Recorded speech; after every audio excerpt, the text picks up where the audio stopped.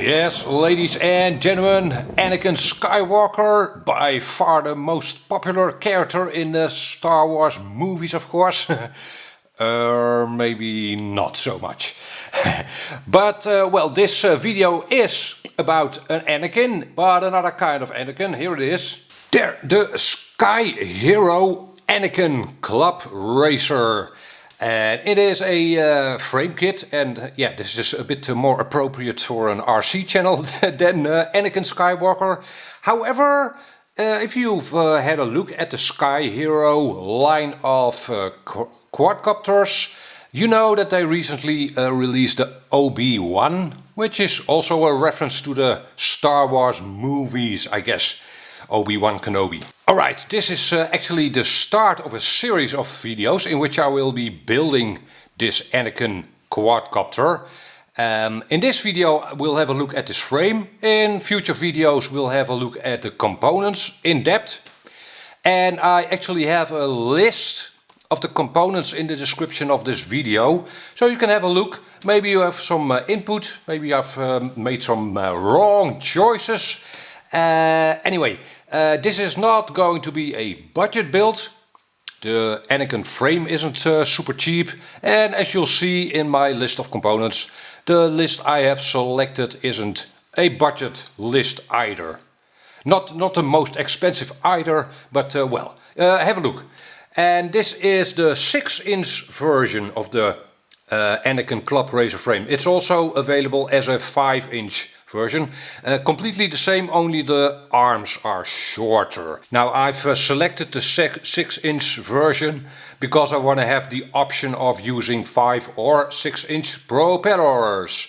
Alright, let's see what's in this box. First thing in the box is a decal sheet to liven up the canopy of your quadcopter. That's very nice, much appreciated. The second thing is the canopy itself, a plastic molded canopy which makes for a nice look, but it also protects the electronics of the quadcopter a little. And then we have one bag with all the carbon fiber bits, the frame parts. We'll have a look at those in detail in a minute.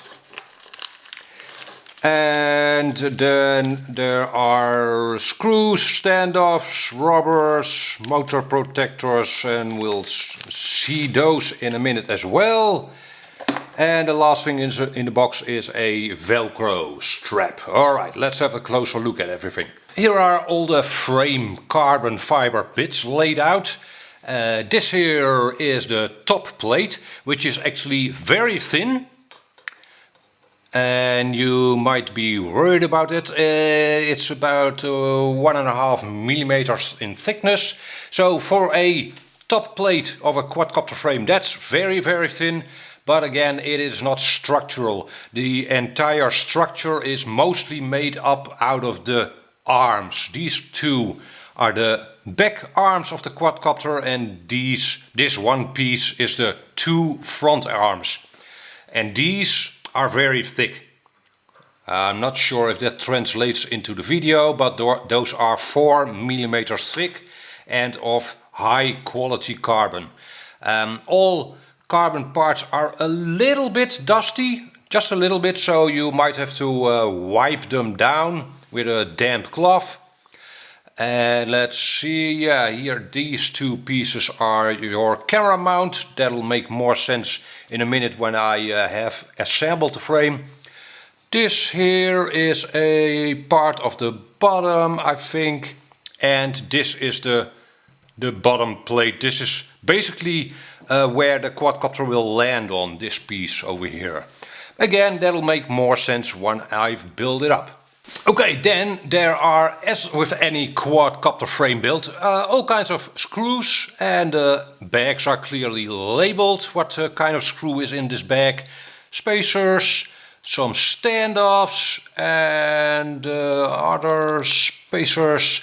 I haven't really looked into everything yet. However, there is a digital frame manual, and even if you're not interested in buying this quadcopter frame, have a look. It has quite a unique build-up, this frame, as you will see. Alright, what I'll do next is I'll partly build the frame up so you can see what it all looks like in detail. Here we go. Alright, 10 minutes later and we have most of the frame built. And yeah, as you can see, it is a spider setup. I have to say that all the frame parts are very well machined. No burring at all, no scratches either, which is very nice, of course. So what you're looking at now is the top of the frame. And over here will be your flight controller. And if we flip it on over, here are those standoffs. And over here you will fit your PDB. And these slots over here are to run your wires on through. Now there are two more pieces to the frame. This one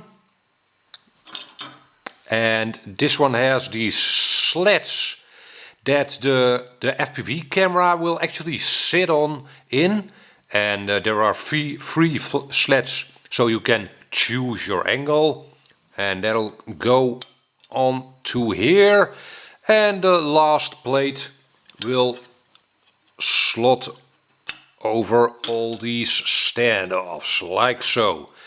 There are two plastic pieces that will connect the back of this bottom plate to the top plate over here.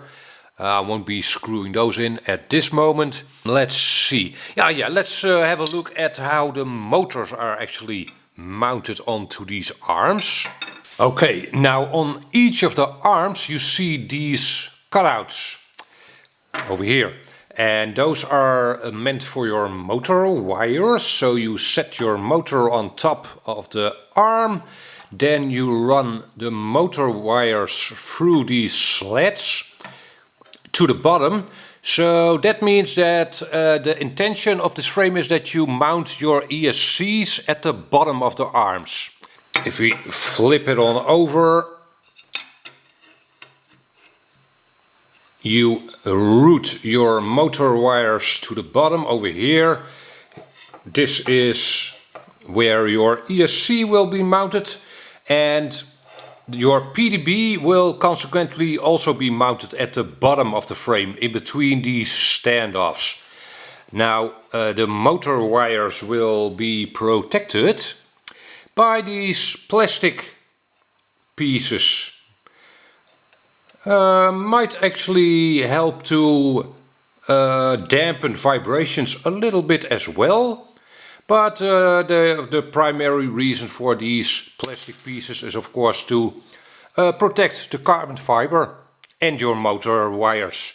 So that's pretty nice. Obviously you get 4 of those plastic pieces to protect your wires and the carbon fiber. These aren't landing feet. The quadcopter will land on the center section of the frame, but if you tip over a little, they will of course protect the arms and your motor wires. Alright, that's the way the motors are mounted. Now the last thing I want to show you is this plastic canopy that'll just slot on over the front of the frame over here. And at the back of the top plate you see these two protrusions, these two. And the frame comes with 5 rubber bands, so you get a few spares. And the canopy is just held on by that rubber band. Now at the front you see this cutout, which is obviously for your FPV camera. Now pretty rigid, this plastic canopy, good thick and sturdy plastic. There's actually an extra ridge that goes around this slot for the FPV camera, so I'm not worried about that.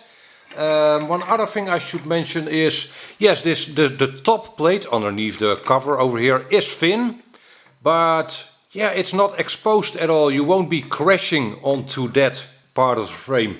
It's simply there to mount your electronics, FPV transmitter, receiver. If you crash this quadcopter, all impact will be taken up by the back arms and your motors, obviously. So, yeah, that's it for this kickoff of this build. The next video will be about my propulsion system, so the motors and ESCs. Will be bench testing that combination, and I'll have that video out in the coming days, so be on the lookout for that. If you have any questions or suggestions, please let me know, and hope to see you back in another video. Bye bye.